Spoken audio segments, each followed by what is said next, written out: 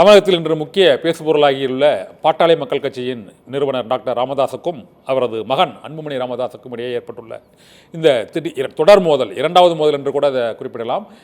பகிரங்கமாக இந்த இரண்டாவது மோதல் வெடித்திருப்பது இந்த பாரதிய ஜனதா கட்சியுடன் பாட்டாளி மக்கள் கட்சி கூட்டணியை தொடர்வதா அல்லது விலகுவதா என்பது தொடர்பாக இந்த சிக்கல் ஏற்பட்டிருக்கிறது என்று பரவலாக பேசப்படுகிறது. இது தொடர்பாக இப்போது வரை இந்த அரசியல் சதுரங்கம் நிகழ்ச்சி தொடங்கும் வரை அன்புமணி ராமதாஸ் தரப்பில் எந்த விதமான பதிலுரையும் அதற்கு அளிக்கப்படவில்லை.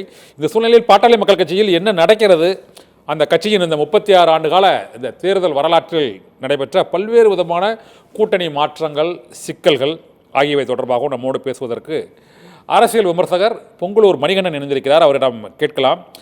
பொங்கலூர் மணிகண்டன் சார், இந்த பாட்டாளி மக்கள் கட்சியோட அந்த தேர்தல் கூட்டணி வரலாறு என்பது 1989 கட்சி ஆரம்பித்து ஒரு 3 தேர்தல்கள் அவர்கள் தனியாக தேர்தல் களம் காண்கிறார்கள். அதன் பின்னர் அவர்கள் கூட்டணி வைக்கிறார்கள். அதிமுகவோட கூட்டணி, திமுகவோட கூட்டணி என்று மாறி மாறி கூட்டணி வைத்த போதிலும் ஒரு 5 எம்பிக்கள், ஒரு 20 சட்டமன்ற உறுப்பினர்கள் என்று அதிகபட்சமாக அந்த அந்த தமிழக அரசியலில் ஒரு தவிர்க்க முடியாத சக்தியாக அவர்கள் திகழ்ந்து 2 திராவிட கட்சிகளிடமுமே அந்த தேர்தல் நேரத்தில் ஒரு கூட்டணி பேரம் வைத்து ஒரு வலுவான அமைப்பாக இருந்தார்கள். ஆனால் கடந்த ஒரு 2-3 தேர்தலாக பாட்டாளி மக்கள் கட்சியின் அந்த வாக்கு சதவீதம் அந்த 5%இலிருந்து 6% அப்படியே இருந்தாலும் தற்போது அந்த கட்சியில் அந்த அந்த வெற்றி விகிதம் என்பது கரைந்து கொண்டே வருகிறது. இதனால் அதற்கு இந்த கூட்டணியில் ஏற்பட்டுள்ள சிக்கல் தான் காரணம் என்று பொதுவாக கூறப்படுகிறது. இது தவிர பாட்டாளி மக்கள் கட்சியில் இன்று திடீரென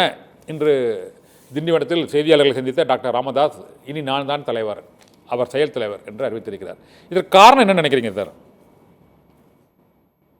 பாட்டாளி மக்கள் கட்சியை உருவாக்கியவர், அதற்காக பல ஆண்டு காலம் போராடியவர் மருத்துவர் ராமதாஸ் ஐயா அவர்கள். ஏன்னா அவருடைய நிழலில் வளர்ந்து வந்தவர் தான் அன்புமணி ராமதாஸ். இப்போ டாக்டர் ராமதாஸ் ஐயாவுடைய கடுமையான உழைப்பு, போராட்ட வரலாறு தமிழ்நாடு அறிந்திருக்கிறது. ஆனால் அவர் தனக்கு ஈடாக, தனக்கு சமமாக, தன்னை விட வேகமாக அன்புமணி இயங்குவார் என்று நம்பினார். அதுதான் உண்மை. ஆனா அதுல எல்லாம் மாற்றமே இல்லை. அவர் மிக மிக மோசமான செயல்பாட்டினால் டாக்டர் ராமதாஸ் ஐயாவுக்கு அதிருப்தியை ஏற்படுத்தியிருக்கிறது. எனவேதான் இந்த சங்கடம், இந்த கருத்து வேறுபாடு நேற்று இன்று அல்ல, கடந்த பொதுக்கும் அல்ல, பல ஆண்டுகளாகவே இருக்கிறது. அதாவது தன்னுடைய மகன் என்று கூட பார்க்க மாட்டார். அதாவது கட்சியில ஒரு தவறு செஞ்சானா அது யாராக இருந்தாலும், இன்னைக்கு பார்த்து மகனே இருந்தாலும் கூட நடவடிக்கை எடுக்கக்கூடிய ஒரு அரசியல் தலைவர் ஐயா ராமதாஸ் தான். இவரை தாண்டி யாருமே அப்படி செய்ய முடியாது. இப்போ அன்புமணி ராமதாஸுடைய வருகைக்கு பிறகு பாருங்க, நீங்க குறிப்பிட்டது வெற்றி எல்லாமே அது வருகைக்கு முன்புதான். அவர் இந்த கட்சியில முழு முக்கியத்துவம் பெற்று முழுமையாக பணியாற்றிய பிறகு பாமக பல தோல்விகளையே தொடர்ந்து இருக்கிறது. ஆனால் அதுக்கு முன்பாக மிகப்பெரிய வெற்றியை பெற்று அரசியல் ரீதியாக தமிழ்நாட்டில பலம் பொருந்திய சக்தியாக தீர்மானிக்கும் இடத்துல மருத்துவர் ராமதாஸ் ஐயா இருந்தாங்க. அப்போ இந்த கருத்து வேறுபாடு ஏன் சமீபத்தில் இன்னும் அதிகமாச்சுன்னா, கடந்த 2024 நாடாளுமன்ற பொதுத் தேர்தலின் போது டாக்டர் ராமதாஸ் ஐயா விரும்பியது அதிமுக, அன்புமணி ராமதாஸ் விரும்பியது பிஜேபி. எனவே அவருடைய தவறான அரசியல் போக்கால் கட்சிக்கு மிகப்பெரிய பாதிப்பு என்று மருத்துவர் ராமதாஸ் ஐயா மிகப்பெரிய வருத்தத்தில் சொல்றாங்க.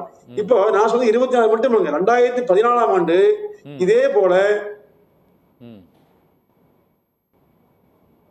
ராமதாஸ் ஐயா கோபித்துக் கொண்டு ஒரு வார காலம் வீட்டிலேயே முடங்கி கிடந்தார்.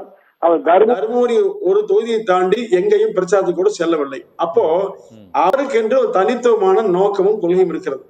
ஆனால் அன்புமணி ராமதாஸ் தனக்கான ஒரு பாதையை உருவாக்கி கொண்டு, தனக்கு மட்டும் ஒரு பதவி கிடைத்தால் போதும் என்று டெல்லி லாபியை உருவாக்கி கொண்டு செயல்படுகிறார் என்கிற குற்றச்சாட்டு அந்த கட்சியில சொல்றாங்க. எனக்கு தெரியாது, கட்சியில் பல பேர் சொல்றாங்க.